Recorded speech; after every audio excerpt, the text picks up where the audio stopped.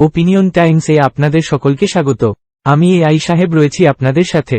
OBC certificate বাতিল সংক্রান্ত কলকাতা হাইকোর্টের ঐতিহাসিক রায় ঘিরে রীতিমতো শোরগোল পড়ে গিয়েছে চারদিকে। এমনিতে অনেকদিন ধরেই এই ওবিসি সার্টিফিকেটের সাহায্য নিয়ে চাকরি পেয়ে চলেছেন একাধিক জেনারেল কাস্টের প্রার্থীরাও।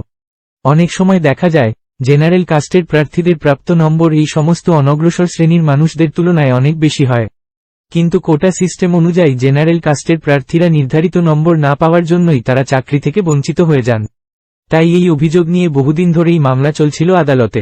সম্প্রতি কলকাতা হাইকোর্টের তরফে পরিষ্কার জানিয়ে দেওয়া হয়েছে 2010 সালের পর থেকে চালু হওয়া রাজ্যের সমস্ত ওবিসি সার্টিফিকেট বাতিল হয়ে যাবে, যার ফলে রাজ্য জুড়ে বাতিল হচ্ছে মোট 5 লক্ষ ওবিসি সার্টিফিকেট।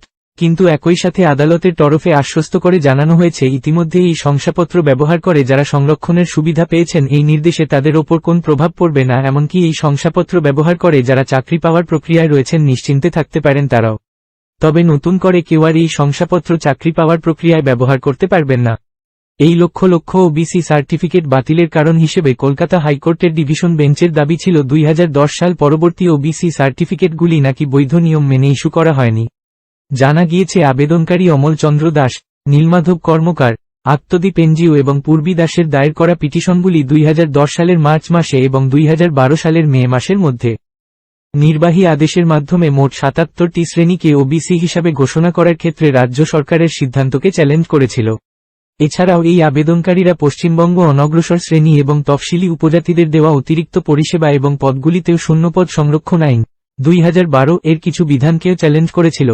জানা গিয়েছে এদিন কলকাতা হাইকোর্ট পশ্চিমবঙ্গের যে 37টি সম্প্রদায়ের দেওয়া ওবিসি সার্টিফিকেট বাতিল করেছে তার মধ্যে বেশিরভাগই নাকি মুসলিম সম্প্রদায়ের অন্তর্গত।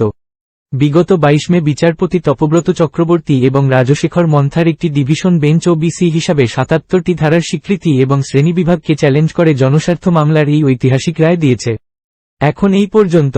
নজর রাখুন, সঙ্গে থাকুন ওপিনিয়ন টাইমস। ওপিনিয়ন টাইমসে আপনাদের সকলকে স্বাগত।